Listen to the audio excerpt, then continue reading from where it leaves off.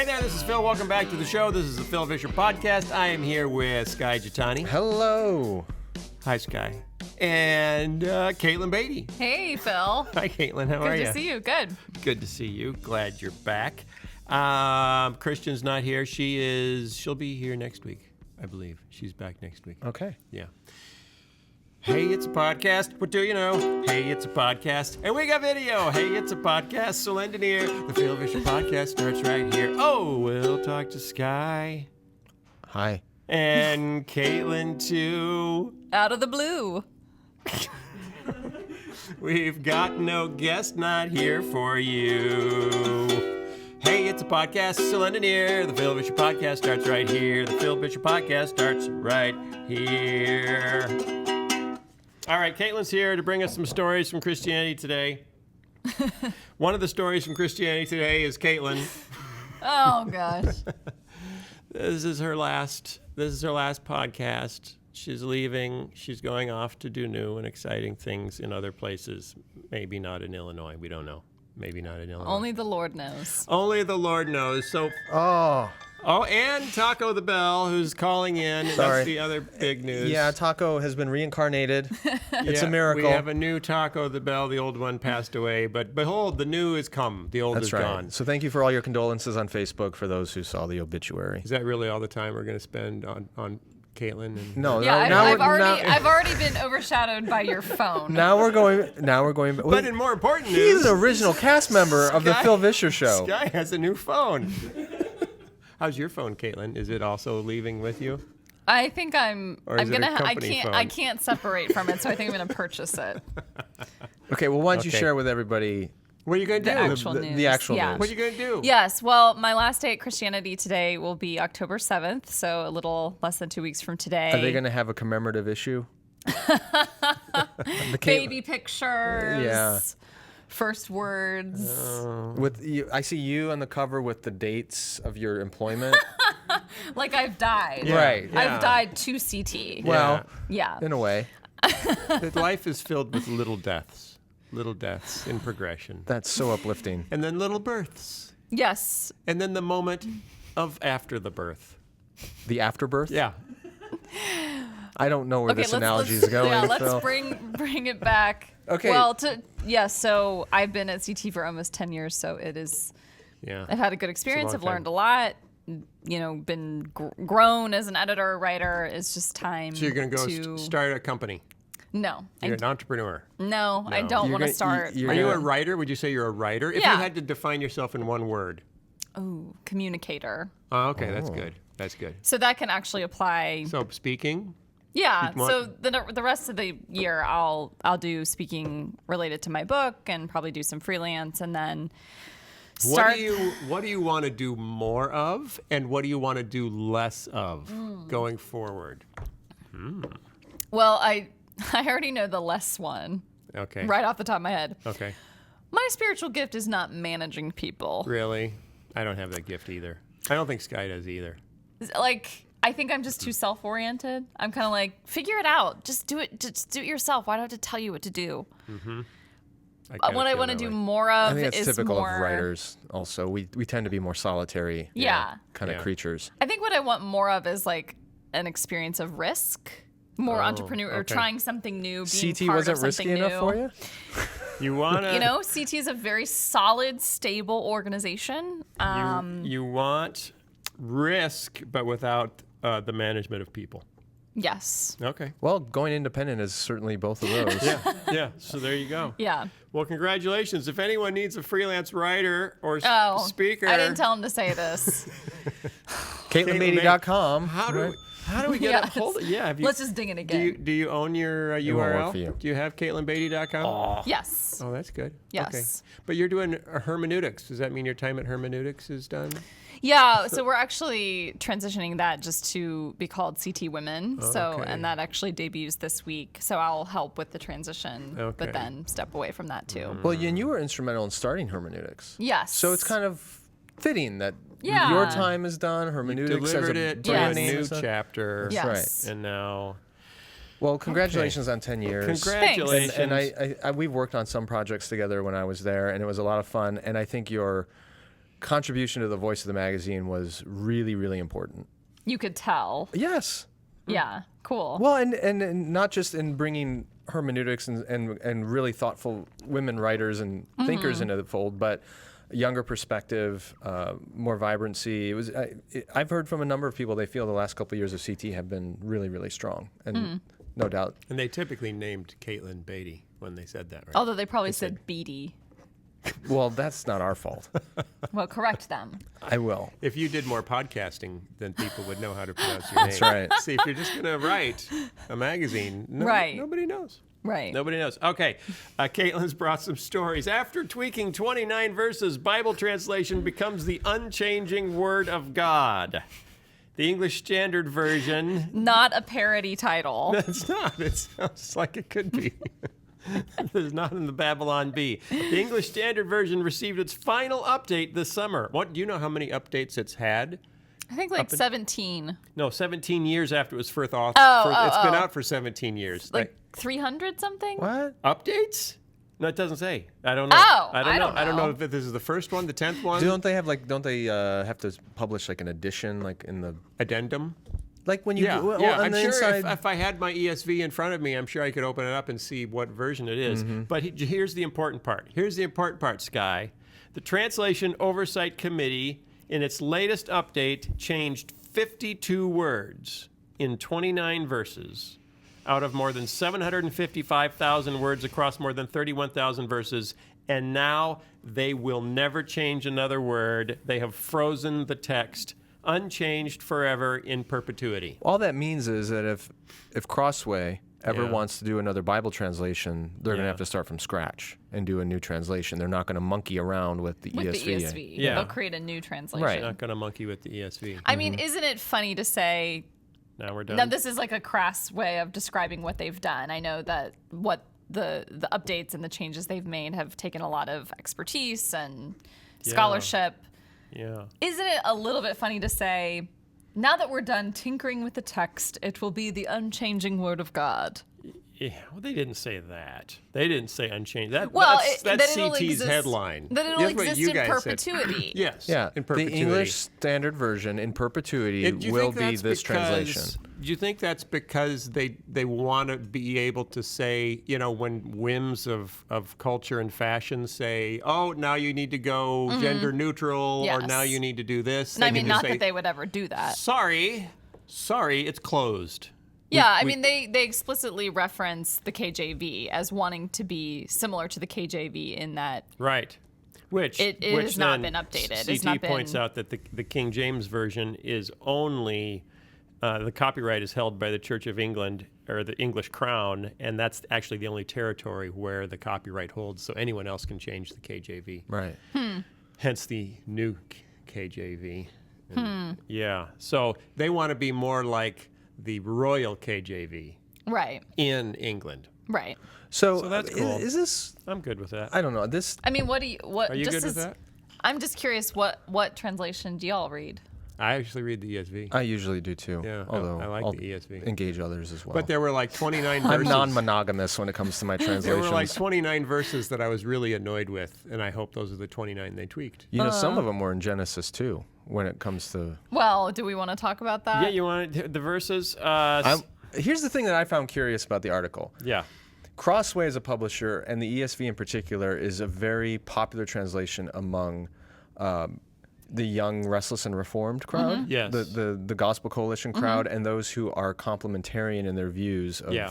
male-female. Yeah. And the verses that they monkeyed with in Genesis 2, what's the proper word? Tweaked, updated? Yeah, Updated. They Updated. Updated. Are the- Monkeyed around with. Monkeyed around with. Surely they have a different word Yeah, for I'm what sure they they did. had more than Well, chimpanzees. It like, was done by monkeys. Right. The verses that they updated kind of diminished some of the complementarian nature of Yeah, male they changed. female. Two of the ESV's final changes were in Genesis and evoked a slightly more complementarian reading. That's what this says. Well, Genesis 3:16 is really interesting because in most translations it's your desire shall be for your husband and he will rule over you. And Yeah. egalitarians point to that and say, yeah, male rulership over women was never part of God's original intent, but it was a result of the fall. Right. It's part of a fallen world. And they changed it to, your desire shall be contrary to your husband, but he shall rule over you. Which that would suggest. So, but he will rule over you anyway? Because of the fall, you will want to have. No ruler.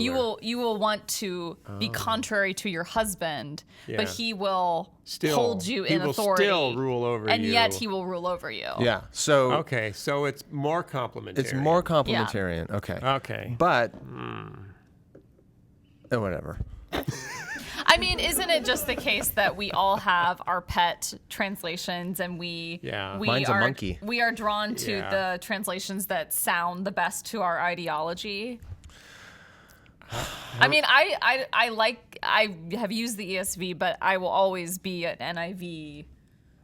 Really? Which NIV? The 1984, because that was the one that my first Bible. You never forget your first translation. Oh gosh. I remember, got my first real 6-string, got the 5 and dime. Wow. Summer of '69. Yeah, it was an NIV. Summer of '69. There was no NIV. There was no in the NIV. Summer of '69. 89. NASB. Is that older? Okay. Yeah. I don't know. For me, I feel like the English translation is English Standard. no any English translation. Oh, any English translation. Any English Okay, translation okay, is okay, really okay. just your first entry. Yeah. And if I'm really going to teach something or study something, I'm going to go deeper than just whatever English translation I'm reading, because I'll read in the commentaries, and I have enough residual Greek and Hebrew that I can dabble in that. But What if you have 0 residual Greek and Hebrew? well, see, that's the problem is when people take any English translation and think this is the definitive explanation Right. of the text, well, you're in error already. You need to be aware enough to know that this is an interpretation because it's a Right. translation. right. I don't think a lot of Christians, though, know that about their Bible translations. Probably I mean, on one level, it sounds obvious. Should we tell them? Translation means it came from another original text. Well, but people who aren't bilingual don't realize that there are no direct translations of anything. There's always interpretation going on. There's always interpretation. Right. Right. So the point being, if you have a great idea for how to improve the ESV translation, It's too late. too Tweet late. at them. You missed it. Too late. The window of opportunity is closed. Speaking of original texts, we found modern technology unlocks secrets of a damaged biblical scroll. This was in the New York Times last week. Nearly half a century ago, archaeologists found a charred ancient scroll in the ark of a synagogue on the western shore of the Dead Sea. It was the Lost Ark. No, found it in the Lost that's not that kind of ark. What kind of ark is it? It's a box that they Noah. would put the scroll into in the like synagogue. the Ark of the Covenant, the Lost, Indiana Jones. The Yeah, lump of they did- carbonized they- parchment could not be opened or read. The lump of carbonized parchment could not be opened or read. Its curators did nothing but conserve it, It was frozen in carbonite. hoping that new technology might one day emerge to make the scroll legible. And this has happened. Just such a technology has now been perfected by computer scientists. Where do you think the most advanced computer scientists in the world are for doing this sort of work? Silicon Valley. University of Kentucky. That's where it's happening, folks. If you wanna read, This is very regionalist. Are you making fun of Kentucky? unrolled- Yes. No. You sound shocked. Oh, I love Kentucky. I mean, Abraham Lincoln was born in Kentucky. There are some phenomenal institutions of higher learning south of the Mason-Dixon That just wasn't line. what I was expecting. Because I don't think of University of Kentucky as a major research. What do you think of it institution. as? Well, they have some sports teams, and people from Kentucky get in-state tuition. It's like the university. Okay. Wowzers. Well, there are places that have This reputations was not for. sponsored by the University No, of it's Kentucky, not. in case Other that wasn't places, clear. University of Ohio did tons of computer advanced research, and actually in computer graphics and all sorts of stuff. University of Illinois has done tons of advanced. University of Utah, Stanford. I don't think of University of Kentucky, but now I've changed that. Maybe, but here they're doing biblical technological stuff. Maybe it's because they're so close to the Creation Museum and to the Ark experience. Different arc. Yes. Yeah. I don't think that has anything to do with it. And I doubt this is a technology that is specific to. Oh yeah, this is Bible technology. To Bible. This is from their Department of Bible Tech. I think this applies to any chunk of carbonized parchment. Bible Tech U. Yeah, but who cares about carbonized parchment that isn't biblical? Not me. How do you know it's biblical until you've read it? It feels Because biblical. you found it in the Ark of the Covenant. You found it was right next to the Ten Commandments. I don't think there was any parchment in the Ark of the Covenant. Working with Commandments were biblical on scholars in stone. Jerusalem. They have used a computer to unfurl a digital image of the scroll. It turns out to hold a fragment it's the first 2 chapters of Leviticus. Wait a minute. Wow. Yes, the first 2 chapters of the book of Leviticus. And what is amazing, it is nearly 2,000 years old. It is the earliest known instance of that text, but it matches the prior earliest known text letter for letter. Zero variation. So it verifies the credibility of the translations we have. That is what I am trying to tell you, Sky. Okay. And for that, we have to thank The University of Kentucky. the state of Kentucky and their biblical technology program This is really good that news. has also produced the Ark experience. This is really good news for anybody whose whole faith hinges on Leviticus 1 and 2. I apologize. I'm getting telemarketing Tell calls. Taco the Bell Well, to keep it are to you himself. saying that You saying it doesn't Leviticus matter? is less important than other biblical books?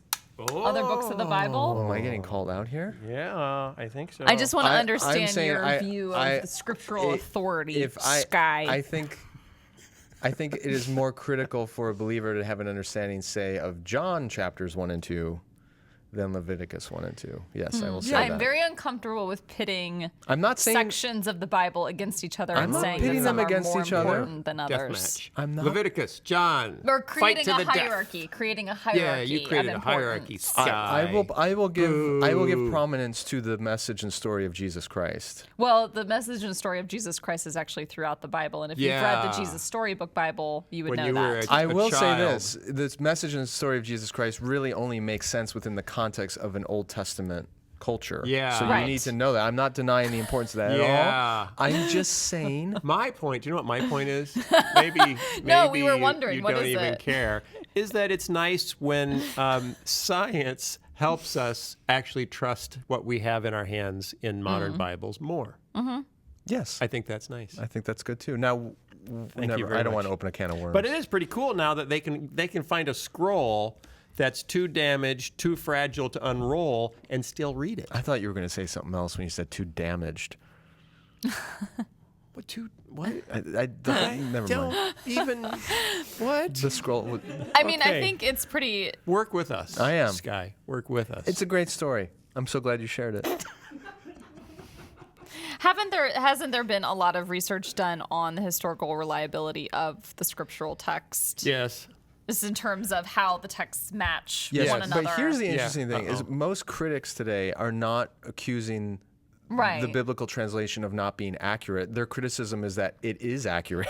There are both though, because you'll hear if you hang out in skeptical circles or atheist circles, one of the charges is that the Bible has been changed so much through the years that we don't even know what it how can originally you trust? said. I'm sure that's- there are those folks. I don't think there's as many of them because the argument seems to be more of the Richard Dawkins thing, which is look at how horrible this God of the Old is. Testament in particular really is. Yeah, but now Right. that we can read the first 2 chapters of Leviticus, we know he's really a nice guy. Okay, so Okay. just to throw it back at our guest, do you know what's in the first 2 chapters of Leviticus?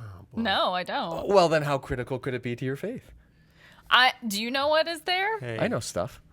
Oh, that's the biggest cop out in the world. That is the biggest cop out. I know stuff. about Bible stuff. Hey, You're gonna look it up right now. I He's think- looking it up on his phone. It's been a while. I taught since I know. Leviticus I mean, I and think what's in it's the probably Bible. a preamble I don't really to remember.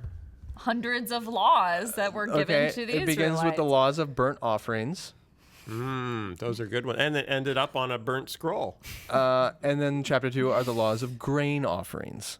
Oh, okay, that's good. So burnt offerings and grain offerings. That's good. That's pretty much the. I'm not saying the first 2 chapters of Leviticus are mission critical, but I. Are you? Oh, he almost spilled it on his No, laptop. no, it's gone. It's gone. She almost spilled it. I was just reacting to Do you know how what you the were penalty talking. in Leviticus is for a woman who spills her drink on a Lord. laptop? Oh, Lordy.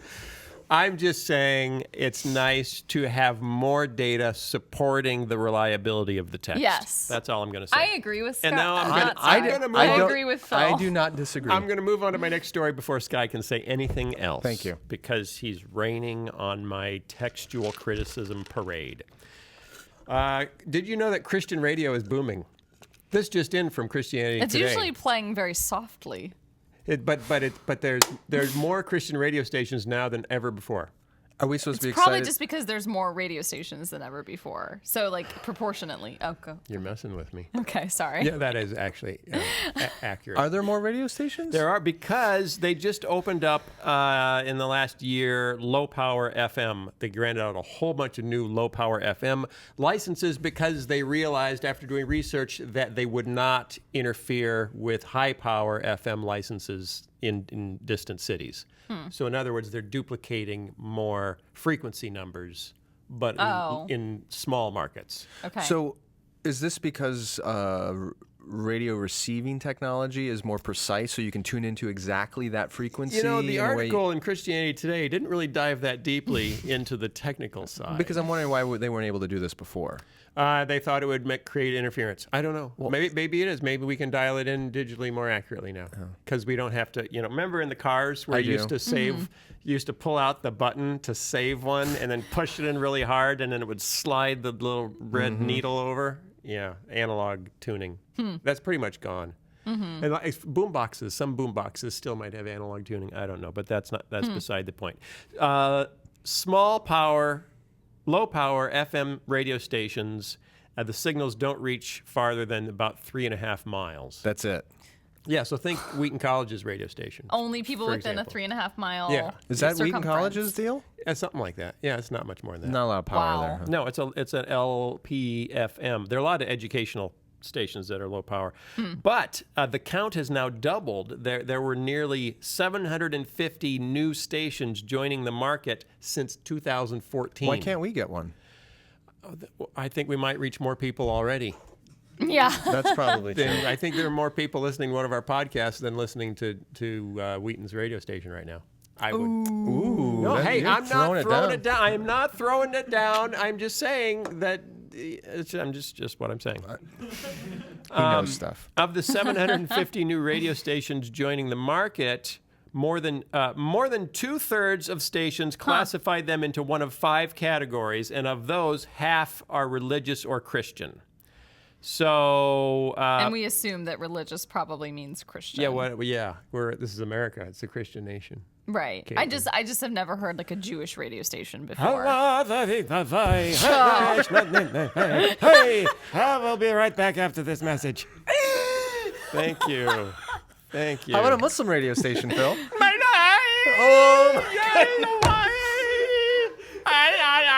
We'll be right back after this message. I did not expect you to take that bait.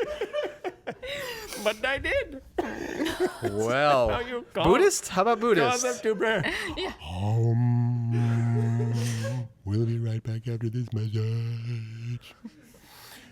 Okay. Anything else you'd like? Zoroastrian? I don't know what noises. That's just a generic non-Western. I don't know what Druid? noises they make. New Jersey Jewish. Worship the pond scum. Worship the pond scum. We got in trouble for that in VeggieTales. I wonder why. That druids worship the pond scum. Oh, I remember that. Yeah. Was there a big Druid lobby to boycott you? There was people were really upset. It's like, you're really making fun of druids, and I have good friends that are druids. Seriously? Yeah, people said that. Some of my best friends are druids. They walk around the moors What of about Ireland. Mormon? Mormon? You have to sound like the Osmonds. Ding dong. Hello, my name is Elder Brown. And I'd like to... I'm singing the Book of Mormon. Right. Yeah. Hello. So anyway, back to my story. Can I get back to my story? We're scared, but yes. Okay, approximately 42% of non-commercial radio stations have a religious format. Non-commercial radio stations, 42% are religious. Well, because what other kind of people would be motivated to do... 30% NPR. That's the other one, National Public Radio. Okay. 30%, but there are more religious broadcasters than there are national public broadcasters. That's because the religious ones have something to evangelize. There's Whereas- a message to get out. To their madness. And also the NPR stations tend to be big and in major markets, and they cover a lot of ground. 1/4 of Americans frequently or sometimes listen to Christian radio. A quarter of Americans. Okay. More than a quarter of those who are unchurched also frequently or sometimes listen to Christian programs on the radio. Do they realize they're I'm a listening to Christian, and I never want to listen to Christian radio. Hey, that's mean. No, but seriously, do Oh, and everything you just did in the last 5 minutes, was it? That was parody. they... Yeah, you were being serious. Well, no, You meant seriously, it. I don't. When You I don't listen to the Christian listen to radio Christian station, radio. I go in with very good intentions. Like, I want to worship. I want to worship. I want to right. focus on God. Well, I wanna, yeah. And then I get there, I'm like, But the not like guitars this. are so bad. The production Really? Is is that so what you bad. do at church too? Is that what you're like No, at church? no, Because that's 'cause I pretty don't- obnoxious. No, because I like the worship music okay. at church. Because that other church So- that had bad worship, It I'm just- out of there. It just sounds like the worst top 40 pop music watered down. Yeah, So, but are you critiquing Christian pop music or Christian radio? yeah, Well, that's been my exposure, has been like K-Love. yeah. Oh, great. Oh, there goes that sponsor.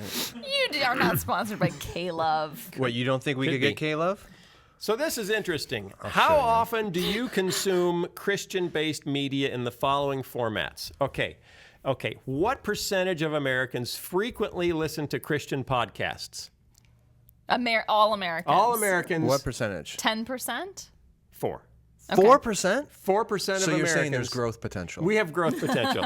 What percentage of Americans frequently listen to Christian radio? 25%. You already said No, that. that was frequently or sometimes.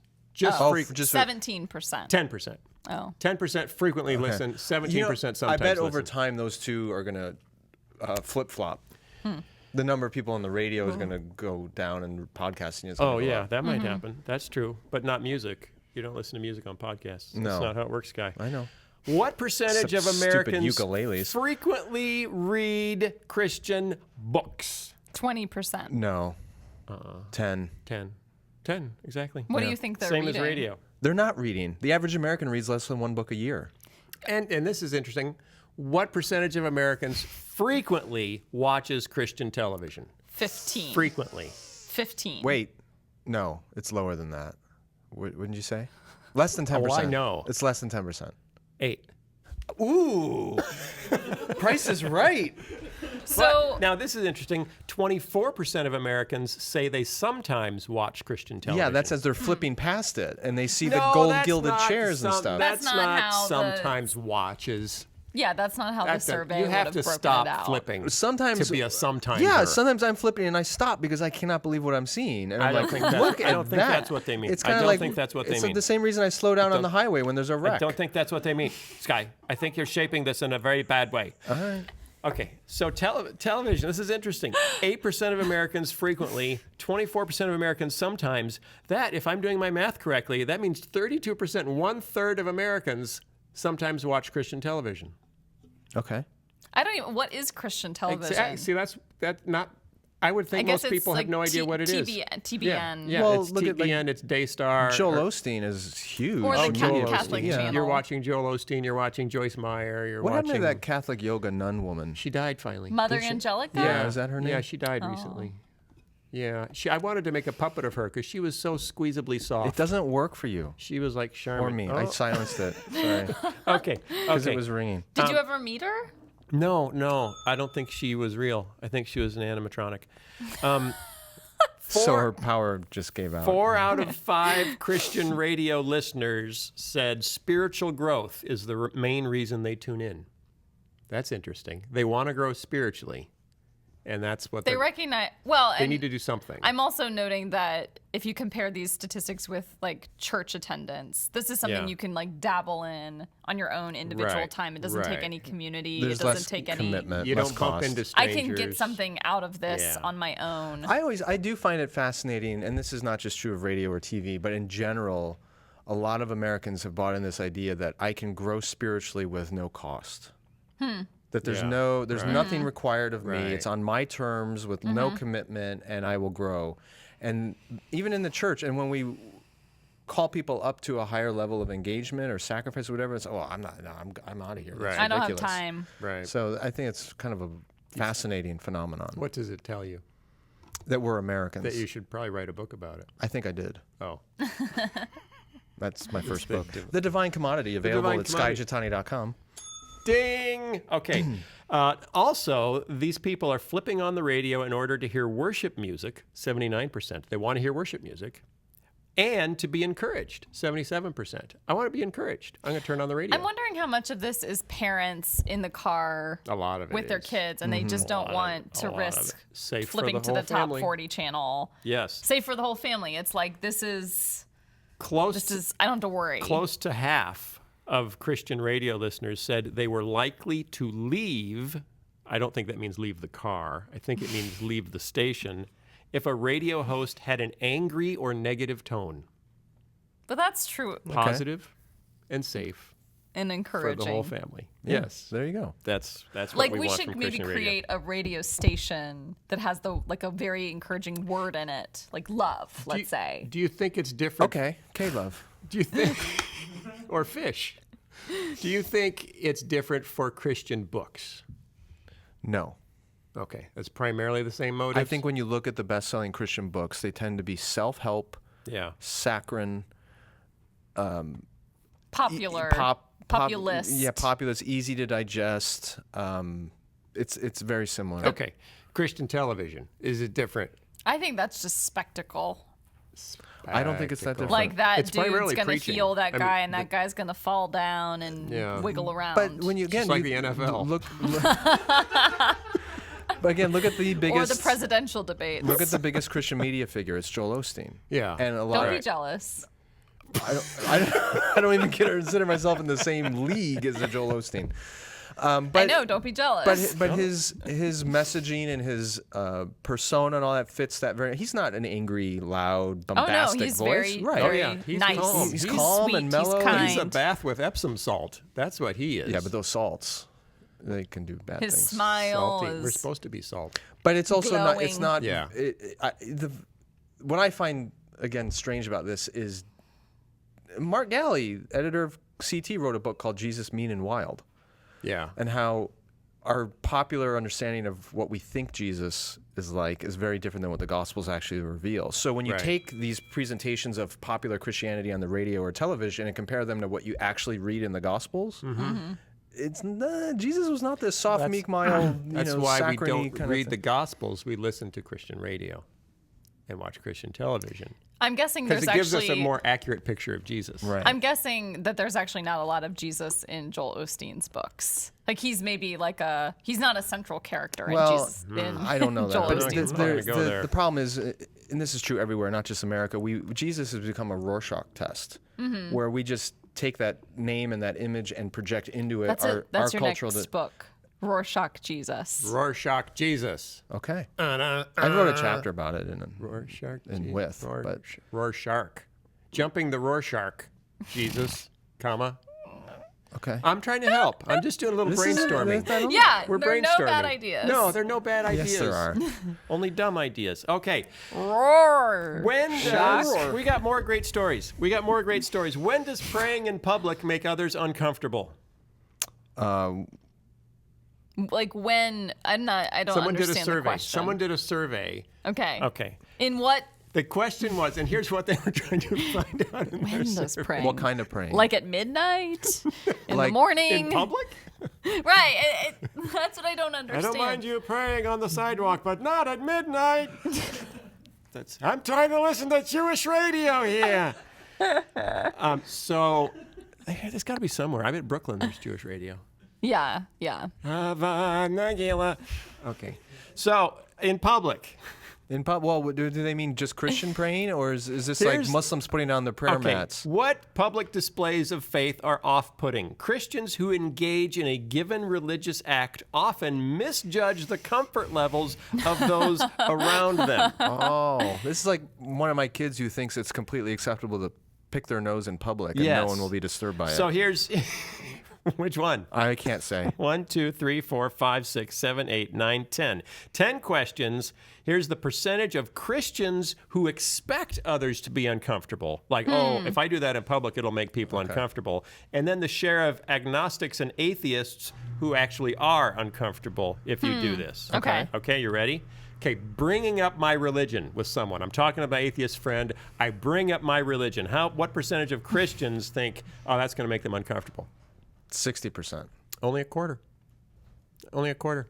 Everyone else, 75 say, no, they'll be fine with that. I'm going to bring up my religion. How many agnostics and atheists are actually uncomfortable with that? 60%. 33.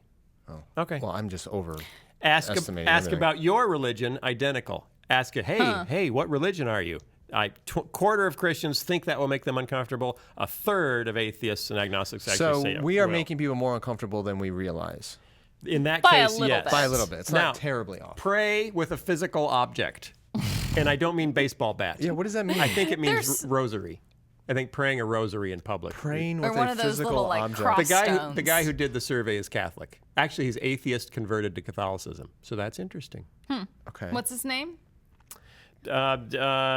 Johnny, former atheist. I don't know. Okay. I forgot his name isn't on here. Sorry. Pray with a physical object. 23% of Christians say, well, that would make people uncomfortable if I take out my rosary and pray on the subway. Only 12% of agnostics and atheists said no, that would make me uncomfortable. So they doubled what it actually was. So people are not freaked out if you pray with an With object. Privately because you're to privately yourself. praying. Now, if I say I want to pray at you with my rosary and Right. dangled it around your nose, that's different. Pray with visible motions. Oh, synchronized praying. It seems like these survey questions could have been broken out like what physical motions. It Pray- seems like your Like, comfort is level, that kneeling? Praying while doing sit-ups. or is it Is it- raising your hands? Raising your Yeah. hands, kneeling? Or Is it- doing hand? is it this? I'm not sure. Anyway, Pointing. 16% of Christians believe that would make people uncomfortable. 13% of atheists and agnostics All right, so actually say. that's not it's really a story. Pretty close. Okay, here's a big one. Ask to pray with you. Oh, I'm sorry to hear that. Can I pray with you? Pray with you, not for you. With you. Yeah, with Pray that's- with you. Okay. How many Christians think that will make them uncomfortable? 25%. 15. Only 15% think that would make an atheist or agnostic uncomfortable. Uh-huh. How many atheists and agnostics feel uncomfortable with that? Much more than 15. 62. Yeah. So it's something about asking someone to participate in Yes. something that they Right. do Would not believe would in. you participate Right. in my fantasy world with me? That I find that shocking that only 15% of Christians think that's not that's because we or believe it's a 85%. gift. It's Right. a gift. Yeah, Why but wouldn't you when you take give this a gift gift? to somebody, anybody Yeah. who's not a narcissist, when they give a gift Yeah. to somebody, is going to think about how will this person receive this gift, right? Yeah, but who wouldn't want to be prayed for? An even if atheist. you don't believe yeah, in it. but But what do they have yeah, to lose? Well, that's why what's the risk? I Have to asked the lose. difference. It's like free candy that might not exist. I think there's you a might as well accept there's a it. big difference between saying to an atheist, "Hey, I'm going to pray for you. I know you don't think that means anything, but I'm going to do it." And that's different than saying, "Will you pray with me right now?" You're asking them to Yeah. do something that violates their worldview. Right. I hear you. Well, why don't they hear me? But if I were an atheist or agnostic, I would also be put off by hearing, "I'll pray for you," because it sounds condescending. unless there's a How many context or- Christians think it will offend someone to say, "I'll pray for you"? Very few. 13%, less than Yeah. "I'll pray with you." Yeah. Atheists and agnostics, 30%. But it's half Yes, half as many. because it was 60 Half something. as many. it's Sorry. almost like whatever you want to do, your silly little Yeah, you rituals do. in private, Well, whatever. If you but- want to kill a goat for my sake, go ahead and kill a goat. But I the don't difference, if there's a care. real relationship there and they know you're a genuine Christian, Yeah. it can be understood of, well, you're doing what you believe is helpful to me, and I appreciate that. Right? Right. They It can see be- the intent right. behind What it. about you go out to dinner with atheists and agnostics? You want to pray before the meal. How many Christians think that would make atheists and agnostics uncomfortable? 25%. 14. Only 14. Only 14. Yeah, because this is America. We're supposed to pray before meals. It's part of the Constitution. They should know that. They should know that. Okay. Silly. How many atheists and agnostics are actually uncomfortable? 60. 27. It's not that high. So 3/4 of atheists and agnostics would be okay with that. I can deal Go with ahead that. and pray. I can No, deal wait. with that. But is it I'm going to pray over my meal or I'm going to pray out loud for our meal? It just says pray before meals. See, that's not specific enough. That's specific. Because I've been out to eat with people who aren't Christians, and I will, if I take a moment and silently pray over my food, they don't care. Right. But It's if I just were to like- say, okay, you're all non-believers, I'm a believer, and we are all praying for this meal, Yeah. and I'll say I the will- words, that's not gonna fly. I'll never forget going out to Chinese food with don't do an impression. A Chinese food restaurant with my pastor Yeah. growing up. I was like 13. He's very evangelistic, and he asked our waitress to join us in a group prayer where we held hands. Wow. That's awesome. Did they bring out the cook too? No, but it's just like one, I would never have the courage to do it Yeah. because Yeah. I would be afraid of making the person uncomfortable. Did the little fortune cookie Buddha over in the corner fall on its face? Fortune cookie Buddha. Why fortune cookie? Get- Because the bowl of fortune cookies are in front of him. yeah. Explains why he's so overweight. Yeah, yeah. We were shopping Jonah, a VeggieTales movie, in Hollywood, and we were on the Sony lot, not showing it hadn't been made yet, pitching it to Sony, and then we went out to dinner at the Sony commissary, the executive Sony commissary, with a bunch of execs, and my VP, who I write about in my book, Bill Haljan, who was just famously out there. He wore patchwork pants, and he had a gray ponytail, and he drove a 1972 Mustang convertible that said "Bless You" on the license plates, and he had a big fish belt buckle. Anyway, we're about to eat dinner, and he stops the meal and says, "Let me say a blessing," and then he prays loud in the Sony commissary with a table full of executives and everyone. What did they do? They just went along with it. They didn't say anything. They didn't buy the movie though, did they? No, they didn't buy the movie. That's right. Oh, what was funny was there was one guy there, the executive we knew the best, that was actually a church-going Christian. And when Bill started praying, he had his fork in his mouth with a mouthful of food, and he said afterwards he felt so stupid. He had started eating already, and he was the only. Okay, anyway. We frequently have people to our house, neighborhood, just school, all kinds of random people in our house, and we'll do a big dinner. And people of very different faiths and backgrounds and no faith at all. And I will always pray for everyone before we eat. But it's my house. Right. It's different from being in Yeah, a public yeah, space. right. So Right. I think that's different. Right. Christians seemed most likely to underestimate the discomfort of others in response to anything that resembled an invitation to prayer. For David Silverman, the president of American Atheists, these invitations are, quote, an act of religious intolerance. He might take a more extreme position than others. He's the president of American Atheists.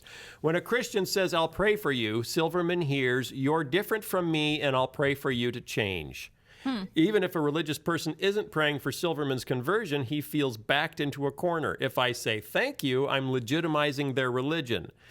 Ideally, he'd prefer religious people to ask, may I pray for you? And to respect a no if they get one. I can't imagine a Christian, saying, can I pray for you? And an atheist or agnostic says, no, thank you. And a Christian saying, but can I pray for you? No, really. No, please, just let me. No, it'll be great. Like, Yeah. who are I don't. Yeah, very Most Christians I know aggressive. will take a no and they'll just pray for that Yeah, but- person Well, privately. that's the thing is, But did honestly, they ask first? If somebody told me, you better not pray for me, that is only going to motivate me more. Better not pray for me. Because it feels like A threat. Well, it just it's feels a like- challenge. It's like, who are you to tell me what I can and can't say to my God? You don't even believe this God exists. so So what matter Well, I does it think- make if I talk And to the him difference- about you? I think well, the quote that really throws me for a loop is if you say thank you, I'm legitimizing their religion. It's like, no, that's just human manners. What? Okay. That's just like how about this? nice human behavior. If a Muslim friend of yours, you tell them I'm leaving my job and I'm going to go do something else and I'm not sure what that is yet. And a Muslim friend says, I'm going to pray for you. I welcome that. How dare you? Yeah, is that and you say thank you? Gosh, I hope that's not what I sound like. and you say thank you. Are you now legitimizing all Muslim theology? No, I'm saying this is coming from a place of care and desire concern. genuine concern. Yeah. So what if he says, I will kill a goat for you? Do you say, no, don't do that. Don't kill a goat. I would. Are you going to cook it? Oh. How are you going to use the contents of said goat? Because if I say I'm going to kill a cow for you, it might just mean I'm going to buy you a cheeseburger at McDonald's. Right. So, there. Yeah. Okay. So, or but if they say kill a goat, it might be like a kebab. Yeah. And I'd be and then cool we'll with have that. dinner together. Kill a goat can also be a euphemism. Oh dear. For fill in the blank. But his quote here about when they say I'll pray for you, he takes it as there's something wrong with you. Right? Or there's something you're different. You're different, and I'm trying to change you. That sounds like he's just told them he's an atheist, and they say, "Oh, I'm going to pray for you." Yeah, which has probably happened to him. But when most Christians say, "I will pray for you," it's usually in response to something going on in the person's life that they feel powerless about. And I do see how if you were like, "Well, I'm an atheist. I don't believe in God," and the person said, "Oh, I'll pray for you," how it would feel condescending. Well, whereas if it's like, I'm going through a battle with cancer. Right. Oh, I'll pray for you. Yeah. The motive is different in that instance. Yeah, but the assumption is that you've got to find out what the other person's beliefs are before you ever offer a prayer. You know, oh, wait a minute, are you Mormon? Are you? And now you're asking about their religion, which makes 27% of atheists uncomfortable. So, you're really in a think corner. we should just, whenever you have that inclination to pray for somebody who's not a Christian, you should just tell them, I'm going to make a donation to the Human Fund on your behalf. The Human Fund? Yeah, remember that from Seinfeld? Oh, No. no. When George makes up a charity to donate money to instead of get Christmas gifts for all of his coworkers. Oh, okay. Yeah, anyway. Oh, George. George. We'll pray for George. What was their made-up holiday? Festivus. Festivus for the rest of us. Right. All right, I'm going to wrap it up. Oh, Caitlin, you're not going to be here next month. I'm sorry. Would you write another book or something so that you can come back and talk about it? Of course. Okay. You think you'll write any freelance articles that might be interesting and then you should come back and talk about it? Maybe. Okay. Yeah. Maybe we'll hire her to write some freelance articles for us and then she can come back and talk about them. Then we're going to pay her to come now? Yeah. All right. Oh, gee whiz. I see how valuable my time and energy. We've never paid for a guest. Well, I'm not a normal guest. Yeah, so there. All right, fair enough. Oh, Caitlin Beatty, I think you're really great, but now you're not going to have a magazine on your plate, so you won't have to stay up so stinking late the night before you go to press. And we've all learned to be a little bit nicer to our friends who might not be religious as much as we are. It depends on whether we're praying for them or with them or at them or behind their backs when they're not looking, because that's when it's really cooking. And I need one more rhyme to get out of here. And you can look inside Scrolls in Kentucky. I just had to wrap that one more story in there because it's a really great story. If you want to support the podcast, go to patreon.com/Phil Vischer. Thank you to the 300 and however many of you are there that are supporting the podcast. And you'll get, are you recording another? You were going to do another movie proposal. Yeah, I'm really busy. Oh, okay. Next week. But you can see the movie proposal, Sky's new podcast with Josh Lindsay, and you can see other behind-the-scenes stuff that we do all the time that's just so funny. Isn't it funny? It's hysterical. It's hysterical. Yeah. And we'll see you later, Caitlin Beatty. All right, cool. Okay. Bye, Thanks guys. for having me on. You're welcome. The Phil Vischer Podcast is produced by Phil Vischer Enterprises and recorded live at Jellyfish Lab Studios. This episode was edited by Jason Rugg and was fact-checked by absolutely no one.